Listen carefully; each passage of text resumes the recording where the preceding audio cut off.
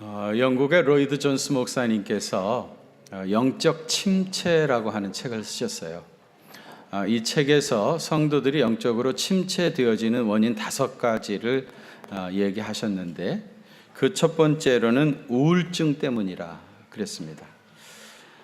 심리적으로 우울 증세가 있는 분들은 영적으로도 침체하기가 쉽다 그랬습니다. 모든 것은 마음먹기에 달렸다 그런 얘기도 있는데요. 늘 생각을 긍정적으로 하고 가능하면 밝은 면을 바라다보고 그렇게 살아야 마음의 방에 불이 환하게 밝혀져서 우울증이 사라지게 되십니다. 이런 의미에서 웃음은 영혼의 건강을 진단할 수 있는 바로미터라 그렇게 말할 수 있습니다. 잘 웃는 사람이 건강한 사람이고요. 밝게 웃을 줄 모르는 사람은 분명히 영적으로 또 정신적으로 병들어 있는 사람입니다. 우울증 때문에 영적 침체가 올 수 있다 그랬고요. 그 다음으로는 신체적 질병이나 피곤 상태 때문에 영적 침체가 온다 그랬습니다. 질병이나 과도한 스트레스 또 누적된 피로가 영적 침체의 원인이 된다고 하는데 여러분 스트레스가 쌓이지 않도록 잘 관리를 해야 하고요. 또 건강 관리도 잘해야 됩니다. 이 건강이라는 것이 저절로 주어지는 게 아니죠. 무엇이든지 잘 먹고 또 잘 자고 잘 웃고 또 운동도 지속적으로 열심히 해야 건강을 할 수가 있습니다. 그래야 영적으로도 침체에 빠지지 않는다는 겁니다. 또 신비한 영적 체험을 한 후에 일시적으로 나타나는 반작용 때문에 영적 침체가 온다 그런 얘기를 했는데요. 이게 무슨 말인가 하면은 하나님의 놀라운 은혜를 체험을 한 겁니다. 신비한 은사 같은 것들을 경험했는데 그것을 제대로 관리하지 못하면 오히려 영적 침체에 빠지게 되신다는 겁니다. 아직 설익은 사람이 큰 은혜를 경험하면 2가지 극단에 빠지기가 쉽습니다. 하나는 교만이고요. 또 하나는 독선입니다. 어떤 사람은 신앙생활이라는 것은 교만과 독선, 그 날카로운 능선을 걸어가는 것과 같다. 그런 얘기를 했어요. 조금만 방심하면 교만으로 떨어지고요. 또 조금만 방심하면 독선으로 빠져버리고요. 그래서 늘 깨어있지 아니하면은 결국은 교만과 독선으로 치우치게 되어지고 그 끝에 영적 침체가 온다 그랬습니다. 그 다음에 마귀의 공격 때문이라고 했는데요. 사탄이 성도를 넘어뜨리기 위해서 공격해 올 때 제대로 방어하지 못하면 영적 침체를 겪게 되어집니다. 한참 뜨거워지려고 하면 꼭 마귀가 시험하죠. 은혜가 있는 곳에 시험도 같이 옵니다. 잠자는 영혼을 마귀가 건드리는 법이 없습니다. 깨어있는 사람, 신앙생활 좀 잘 해보려고 하는 사람을 시험합니다. 교회도 침체된 교회는 시험도 없습니다. 막 성장하려고 꿈틀꿈틀거리는 교회를 마귀가 시험합니다. 이런 마귀의 시험을 잘 견뎌내지 못하면 영적 침체에 빠진다고 했습니다. 그리고 마지막으로는 의심 때문이라고 했어요. 하나님의 말씀이 믿어지지 아니하고 심지어 하나님 존재 그 자체에 대해서 믿음이 흔들리면서 영적 침체가 온다 그랬습니다. 혹시 내가 지금 영적 침체에 빠져 있는 것 같다 그런 생각이 드시는 분 있습니까? 빨리 그 영적 침체에서 벗어나서 신앙이 쑥쑥 자라게 되시기를 축원합니다. 학문은 여역수 행주여서 부진즉 퇴니라 그런 말이 있습니다. 무슨 뜻이죠? 학문을 한다고 하는 것은 배를 타고 물을 거슬러 올라가는 것과 같아서 앞으로 나가지 않으면 즉 퇴보하는 것이다. 신앙생활도 마찬가지입니다. 우리가 날마다 믿음이 정상적으로 성장하지 아니하면 결국은 퇴보하고 있는 것입니다. 오늘 보면 11절에 멜기세덱에 대하여 할 말이 많은데 너희가 듣는 것이 둔함으로 말을 해도 잘 알아듣지 못하기 때문에 설명하기가 어렵다고 했습니다. 그러면서 12절에 때가 오래되었으므로 무슨 뜻입니까?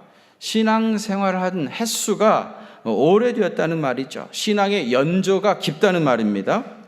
신앙생활 경력이 10수년씩 되었다고 하면 너희가 마땅히 선생이 되었을 터인데 실상은 아직도 초보 단계를 벗어나지 못하고 젖이나 먹고 단단한 식물을 먹을 수 없는 그런 사람이 되어 있다 그랬습니다. 여러분은 신앙생활 하신 지 얼마나 되셨습니까? 우리 가운데 신앙생활 시작하신 지 10년, 20년 넘으신 분들 수두룩하게 많을 것입니다. 어떤 분은 태어나자마자 신앙생활을 하셨습니다.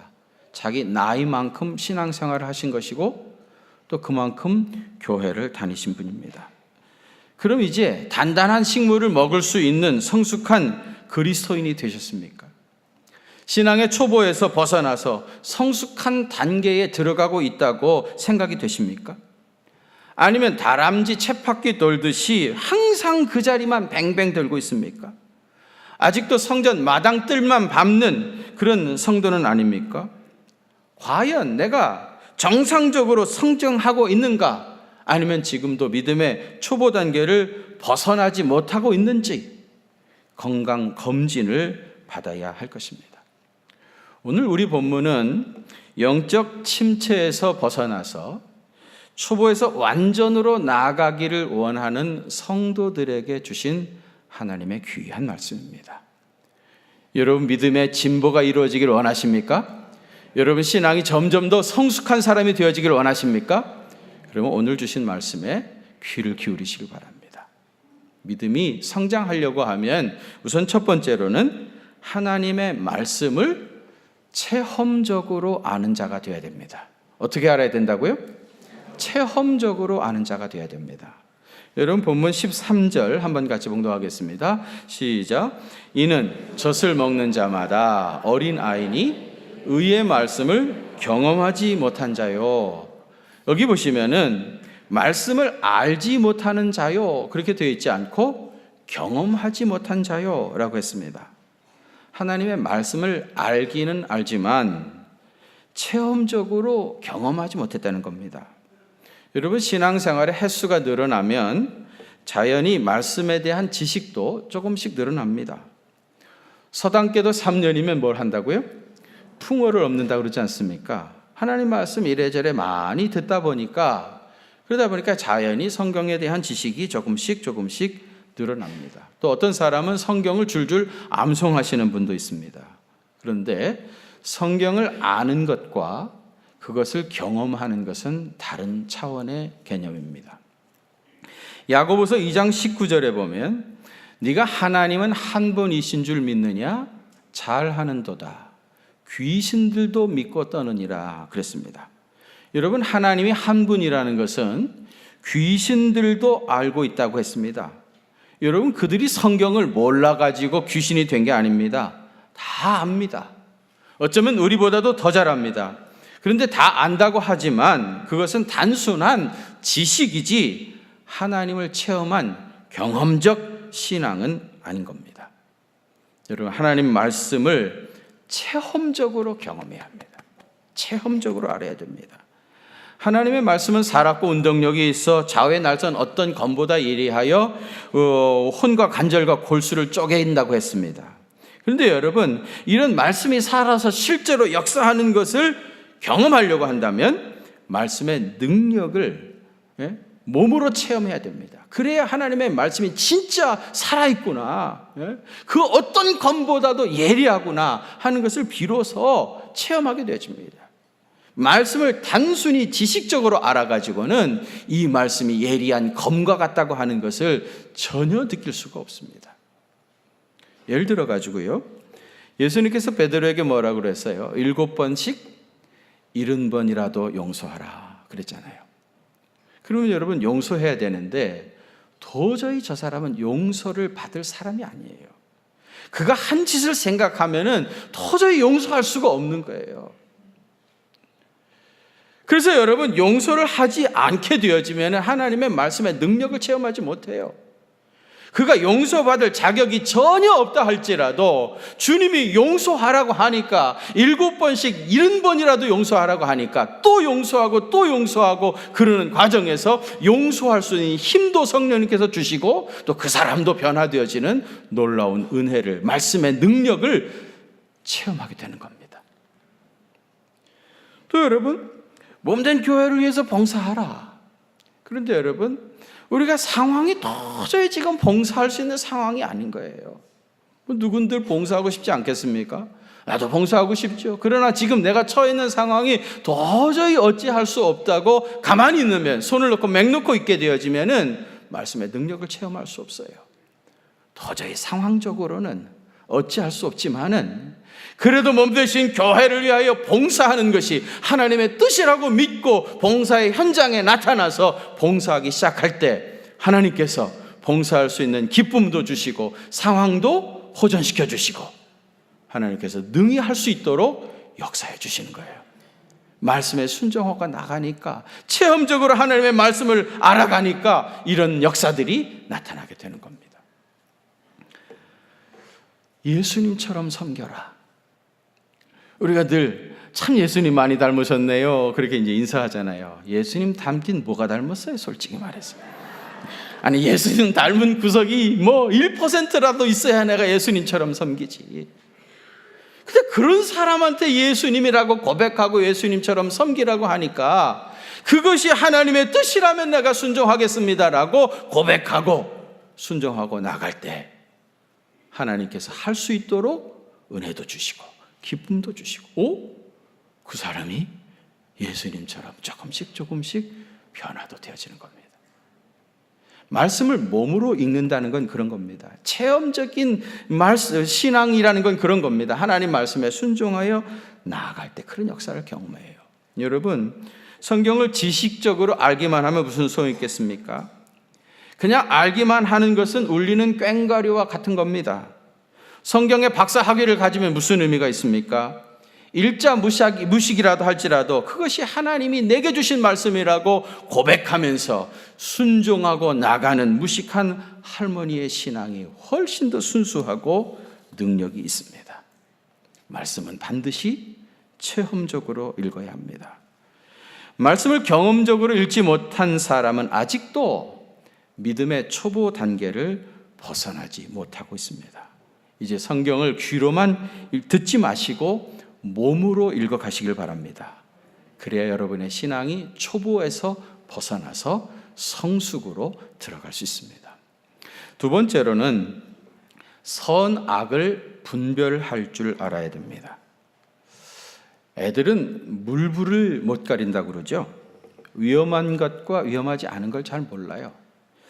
해도 되는 것과 하면 절대로 안 되는 것을 잘 모릅니다.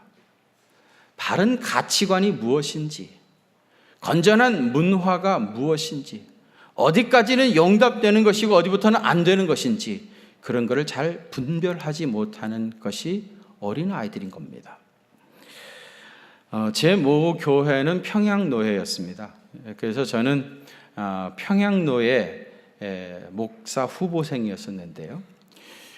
신학교에 가려고 하면은 노회에서 시험을 거쳐가지고 목사 후보생 시험을 봐야 이제 신학대학에 갈 수가 있어요. 목사 후보생 시험에 뭐 성경도 보고 헌법도 시험 보고까지 시험도 보지만은요, 어떻게 보면 제일 중요한 것이 노회원들과의 면접입니다. 평양노회이기 때문에 평양노회 지교회가 저 후암동 어디 있다고 글로 몇 시까지 오라고 그래서 제가 찾아갔어요. 가보니까 노회원분들이 이렇게 쭉 둘러앉아 계시더라고요. 아주 다들 점잖게 양복을 입으시고 둘러앉으셔서 제가 이제 면접을 보러 가운데 앉았습니다. 근데 그 중에 어떤 분이 저한테 묻기를, 교회의 주인이 목사입니까? 장로입니까? 그렇게 물어보더라고요. 그래서 제가 뭐라고 대답했겠습니까? 교회의 주인은 예수님이십니다. 그렇게 대답을 했죠. 정답이죠. 근데 그분이 뭐라고 그러냐면, 그거는 성경에서 하는 소리고, 응? 실제로 교회의 주인이 목사인지 장로인지 둘 중에 하나로만 대답하십시오. 그렇게 묻더라고요. 그래서 제가 그 끝에 뭐라고 그랬겠어요? 나는 성경의 말씀이 진리라고 생각합니다. 마치 마틴 루터라도 된 것처럼 내 신앙을 고백을 했던 겁니다. 제가 그때는 너무 순수하고 어린 신학생이었으니까 그렇게 대답했을 것이고요. 지금같이 이제 경륜이 좀 생겼으면 아마 그분한테 이렇게 되물었을 거예요. 그런데 죄송하지만 물으시는 분은 장로님이세요? 목사님이세요? 왜 묻습니까? 장로님이시라면 장로님이라고 대답해드리고 목사님이시라면 목사님이라고 대답하려고 합니다. 저는 그날 집에 와가지고 얼마나 마음에 상처가 됐는지 나 목사 그만둬야 되겠다. 목사의 길을 가지 말아야 되겠다. 이런 사람들하고 함께 낀다는 것이 참 부끄럽다. 이런 부류의 사람들하고 같이 있다고 하는 것이 너무 수치스럽다. 더 이상 발을 들여놓지 말아야 되겠다. 그런 생각을 했었습니다. 어린 신학생인 저에게 그렇게 상처를 주었던 그 질문을 저는 여러분들에게 오늘 다시 하려고 합니다. 아예 저는 신분을 밝히겠습니다. 나는 목사입니다. 나는 목사입니다, 여러분. 여러분, 교회 주인은 목사입니까? 장로님입니까? 예수님입니다. 만일 여러분 중에 내가 이 교회의 주인이라 그런 생각에 붙잡혀 있는 사람이 있다면 그분은 신앙생활이 무지하게 고독하게 될 것입니다. 그리고 아무리 신앙 경력이 많고 봉사를 많이 한다고 해도 아직도 어린 아이의 일을 벗어버리지 못한 영적 유치부입니다. 교회의 리더십은 섬김의 직입니다. 예수님 뭐라고 하셨습니까? 인자가 온 것은 섬김을 받으려 함이 아니라 도리어 섬기려 하고 자기 목숨을 많은 사람을 위한 대속물로 주려 함이라 그랬습니다. 이것이 예수님이 걸어가신 길입니다. 교회에서 거들먹거리는 사람은 교회가 뭔지도 전혀 모르는 사람입니다. 교회에서 헤게모니 싸움하는 사람은 전혀 믿음의 초보 단계를 아직도 벗어나지 못한 사람입니다. 성숙한 사람은 무엇이 옳은지 무엇이 잘못된 것인지를 알아야 됩니다. 교회의 문화가 무엇인지, 교회의 가치관은 어떻게 다른 것인지, 교회와 세상이 어떻게 무엇이 다른 것인지를 알아야 됩니다. 영원한 표준인 하나님의 말씀을 가지고 바른 것과 그렇지 않은 것을 분별할 줄 아는 사람이 성숙한 그리스도인입니다. 선악을 분별할 줄 아는 성숙한 그리스도의 제자가 되시기를 축원합니다. 세 번째로는 죽은 행실을 회개해야 합니다. 생각해 보면 우리가 잘못한 게 너무너무 많습니다. 몰라서 그랬던 것도 참 많고요. 어떤 때는 다 아는데 알면서도 내 살갗에 남아있는 이 죄악된 습성 때문에 잘못한 것도 참 많습니다. 또 어떤 경우에는요, 타고난 기질이 아주 못된 사람도 있습니다. 유전인자가 별로 좋지 않은 사람도 사실은 있습니다. 또 어떤 경우는 험한 세상을 살면서 처음에는 양 같은 사람이었는데 점점 악해지는 경우도 있습니다. 다 이해할 수 있는 일이죠. 주님도 아십니다. 그러나 자기의 죄를 인정하고 회개해야 성숙한 사람입니다. 자기가 잘못했다고 인정하면 누구도 그 사람에게 돌을 던지지 않습니다. 그런데 자기 죄를 인정한다는 것이 결코 쉬운 일이 아닙니다. 자존감이 강한 사람은 자기의 실수를 인정할 수가 있습니다. 그러나 열등감이 많은 사람은 자기 실수 인정하면 자기가 모래성처럼 무너져 내리는 줄 알고 절대로 자기 죄를 인정하지 않습니다. 열등감이 많아서 그렇습니다. 전에 한경직 목사님이 목회하실 때 있었던 일입니다. 저는 그 현장에 계시던 장로님한테 직접 들었어요. 한 번은 당회를 하는데 그 교회 장로님이요, 한경직 목사님이 잘못하고 있는 것, 실수한 것들을 이렇게 줄줄이 써가지고 와가지고 읽어내려 가더랍니다. 한두 개가 아닙니다. 수십 가지를 지적한 겁니다. 참 그분도 대단한 분입니다. 온 국민이 존경하고 따르는 목사님을 말이죠, 그 허물을 그렇게 잘 찾아낸 거예요. 이분 법을 공부했으면 검찰총장은 충분히 될 뿐입니다. 목사님이 한마디도 말씀하지 않고 다 들으시더라고요. 이분이 다 얘기를 하니까 그 끝에 장로님 더 이상 말씀하실 게 없으십니까? 그래 묻더니 그런데 장로님 사실은 제가 장로님이 말씀한 것보다 훨씬 더 많은 죄와 허물이 있는 사람입니다. 그러니 이 부족한 사람을 위해서 기도해 주십시오. 그렇게 말씀하셨다고 그래요. 여러분, 자기 죄를 인정할 줄 아는 사람이 성숙한 사람입니다. 자기는 잘못한 것이 하나도 없다고 생각되는 사람, 그리고 다른 사람 때문에 일이 이렇게 꼬였다고 느껴지는 사람, 그 사람은 내가 지금 성숙한 사람이 아니라고 스스로 증명하고 있는 것입니다. 성숙한 사람은 자신의 죽은 행실을 회개할 줄 아는 사람입니다. 신앙생활 오래 했다고 생각하지만 아직도 믿음의 초보에서 벗어나지 못하고 있는 것은 아닙니까? 혹시 말씀을 귀로만 듣고 체험적으로 알지 못하고 있는 거 아닙니까? 혹시 아직도 철부지 어린 아이들처럼 선악을 분별하지 못하고 교회 안에서 엉뚱한 생각 하고 있는 건 아닙니까? 분명히 잘못되었다는 걸 알면서도 그 알량한 자존심 때문에 죽은 행실을 회개하지 못하고 오히려 다른 사람을 공격해대고 있는 건 아닙니까? 오늘 우리에게 주신 말씀 중에 내 마음에 찔리는 것이 있다고 하면 나는 아직도 신앙의 초보 단계를 벗어나지 못한 사람입니다. 아직도 영적 침체를 벗어나지 못한 사람입니다. 나는 영적으로 지금 심각한 병에 들려 있는 사람입니다. 여러분, 오늘 이 문제를 해결하고 넘어가야 됩니다. 그냥 어설프게 구렁이 담너하듯 그렇게 적당히 넘어갈 문제가 아닙니다. 주님 앞에 자신의 부족함을 정직하게 고백하시길 바랍니다. 신앙생활의 횟수만 자랑했지 실제로 나는 어린 아이의 일을 버리지 못했다고 고백하십시오. 그러면 길이 열립니다. 자기 병을 인정해야 치료할 수 있는 길이 열리는 겁니다.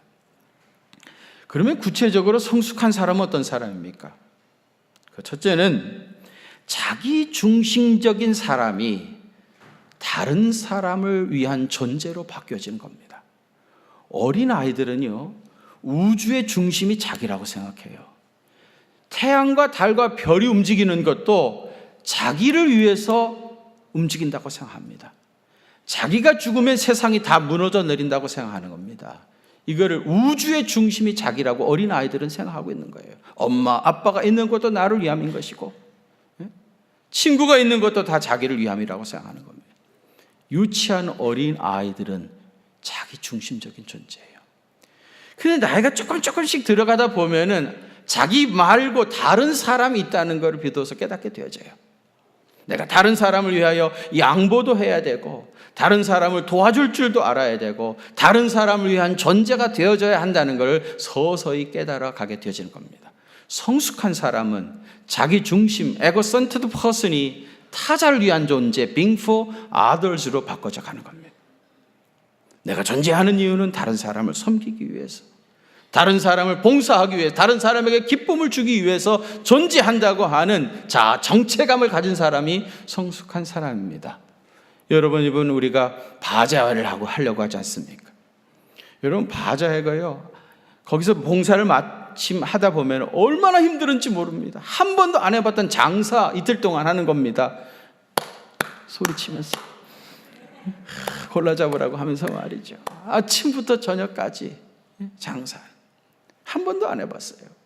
얼마나 육체적으로 힘들고 피곤한지 모릅니다. 그런데 우리가 왜 그 일을 합니까?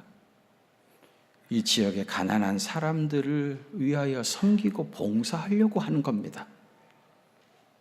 돈 벌어가지고 부자 되려고 그러는 게 아니고요. 장사 많이 해가지고 이문 남기려고 그러는 것이 아니고요. 이 지역에 아직도 가난하고 우리가 도와야 할 사람들이 많이 있거든요. 그들의 아픔을 같이 하고 그들을 위로하고 그들을 섬기기 위해서 하려고 하는 거예요. 힘든 줄 다 압니다. 제일 쉬운 거는 안 하는 거죠. 그런데 왜 힘들은 줄 뻔히 알면서도 우리는 해야 됩니까? 성숙한 그리스도의 제자가 되기 위함인 겁니다. 나 한 사람만을 위한 것이 아니고, 나 편한 대로 나 좋은 것만 주장하고 고집할 것이 아니라, 힘들고 벅차고 어렵지만은 다른 사람을 위해서 우리는 수고의 땀을 흘려야 되는 겁니다. 이게 성숙한 사람이에요. 또 어린 아이는 늘 부정적인 생각에 사로잡혀 있습니다. 늘 부정적인 생각에 사로잡혀 있다 보니까 그의 입에서 나오는 말이 부정적인 겁니다.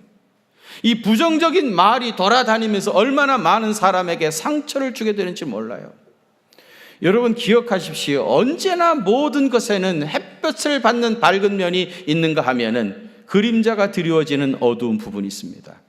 밝은 면과 어두운 부분은 언제나 공존하는 겁니다. 그런데 습관이 잘못돼가지고, 사고방식의 패턴이 잘못돼가지고 늘 부정적인 것만 쫓아다니면서 그림자에 갇혀 살고 있는 사람이 있어요. 이 사람의 눈에는 어두운 것만 보이는 겁니다. 그래서 그것을 말하는 것이 그의 진실입니다. 그리고 그렇게 자꾸 말해가지고 자기와 뜻을 같이 하는 사람들을 모으게 되집니다. 거기 있는 사람들을 다 똑같이 늘 부정적인 생각에 사로잡혀 있기 때문에 세상 모든 사람이 다 그렇다고 착각합니다. 그렇지 않거든요. 밝은 면이 훨씬 더 많습니다. 여러분 그 어둠에서 빠져나와서 긍정적인 사람이 되십시오. 어린 아이들은 아직 신앙이 제대로 성장하지 못했다는 말은 그렇게 부정적인 생각에 사로잡혀 있는 거예요. 빠져나와서 밝은 세상에서 넓은 세상을 바라다보며 긍정적인 사람이 되십시오. 긍정적으로 생각하십시오. 긍정적으로 말하십시오. 그리고 긍정적으로 살아가시길 바랍니다. 이런 사람들을 통해서 하나님의 귀하신 뜻이 이루어집니다. 또 사람은 태어나기를 죄성을 가지고 태어나기 때문에 돈이나 권력이나 명예에 집착해 삽니다. 나도 모르는 사이에 그러고 있는 겁니다. 신앙의 초보들은 늘 돈, 권력, 명예 이런 거에 붙잡혀가지고 자기 신앙 양심까지도 잊어버리고 사는 사람이 많습니다. 성숙한 사람은 이런 것들을 내려놓고 가슴에 예수 그리스도로 채우는 자예요. 날마다 돈과 권력과 명예를 내려놓고 예수 그리스도로 충만한 사람, 이 사람이 믿음의 진보가 이루어지는 사람입니다. 여러분 조금만 방심하면 어느새 또 우리가 돈에 붙잡혀 있고요, 어느새 또 권력에 붙잡혀 있고요, 명예에 붙잡혀 있습니다. 날마다 깨트려 가야 됩니다. 자기를 부정해 가야 합니다. 내려놔야 됩니다. 그리고 예수 그리스도로만 충만하게 되시기를 바랍니다. 또 성숙한 사람은요, 자기 자신뿐만 아니라 다른 사람, 그가 속해 있는 공동체, 세상까지도 변화시키는 사람이에요. 사회학적 용어입니다만 N바이러스라고 하는 말이 있습니다. 이 N바이러스는 N은 need라고 하는 말의 약자인데요. N바이러스. 여러분 바이러스는 보통 부정적인 개념이죠. 바이러스가 들어가게 되면 뭐 병이 나거나 썩거나 그러지 않습니까? 그런데 N바이러스는 뭐냐면 반대로 꼭 need, 필요한 바이러스라는 거예요. 이런 N바이러스를 가진 사람이 꼭 있어야 된다는 겁니다. 보통 사람들이 안 된다, 할 수 없다, 우리는 망했다, 이제 도저히 길이 없다, 그렇게 절망에 빠져 있는데 N바이러스를 가진 사람이 들어가서 무슨 소리냐, 할 수 있다, 하나님이 당신과 함께 하신다, 주님이 도와주실 것이다, 얼마든지 다시 한번 일어나 보자, 그러면서 생기를 불어넣는 사람, 그 공동체를 강하게 드라이브해서 이끌어가는 사람을 N바이러스를 가진 사람이라는 겁니다. 여러분 바이러스는 눈에 보이지 않는 거죠. 이 N바이러스를 가진 사람은 직책하고 상관없습니다. 꼭 그 공동체의 장이어야 되는 거 아닙니다. 눈에 보이지 않지만 그 공동체 속에 들어가서 생명의 기운을 만들어내는 사람, 이런 사람이 N바이러스를 가진 사람입니다. 사랑하는 성도 여러분, 여러분들이 이 N바이러스의 사명을 감당해 가시길 바랍니다. 그래서 여러분 때문에 여러분 가정의 분위기가 달라지는 거예요. 가족들의 표정이 바뀌어지는 겁니다. 여러분들이 직장에 가면 그 일터의 분위기가 달라지게 되어지고요, 여러분들을 통해서 그래서 우리나라 온 세상의 분위기가 바뀌어지는 N바이러스의 기능을 잘 감당해 가시길 바랍니다. 믿음 안에서 날마다 성숙의 성숙을 거듭해서 정말 하나님께서 기뻐하시고 필요로 하시는 주님의 귀한 제자가 되어서 여러분들의 속한 공동체에서 이런 생명의 역사를 창조해가는 믿음의 사람 되시기를 주의 이름으로 축원합니다. 거룩하신 아버지 하나님, 오늘도 귀한 말씀을 통해서 우리 잠자는 영혼을 흔들어 깨워주시고 초보에서 벗어나서 성숙으로 나아갈 수 있도록 하나님께서 우리를 이끌어 주시니 감사를 드립니다. 단지 귀로만 듣는 말씀 되지 않게 하시고 몸으로 듣게 하시고 체험적으로 아는 신앙이 되어서 말씀의 놀라운 권능을 체험하는 귀한 시간 될 수 있도록 주께서 은혜 더해 주옵소서. 오늘 이 말씀 들은 모든 성도들이 다 성숙한 그리스도의 제자가 되어서 그가 속한 공동체마다 변화되어지는 놀라운 은혜가 늘 충만케 하여 주옵소서. 이제는 교회의 머리가 되시는 우리 주님 예수 그리스도의 그 크신 은혜와 하나님 우리 아버지의 무한하신 사랑하심과 성령님의 위로하심과 교통하심이 우리 경기중앙교회 사랑하는 성도들과 또 저들의 가정과 그 생업의 현장들 위에 이제로부터 영원토록 함께 계시옵기를 간절히 축원하옵나이다. 아멘.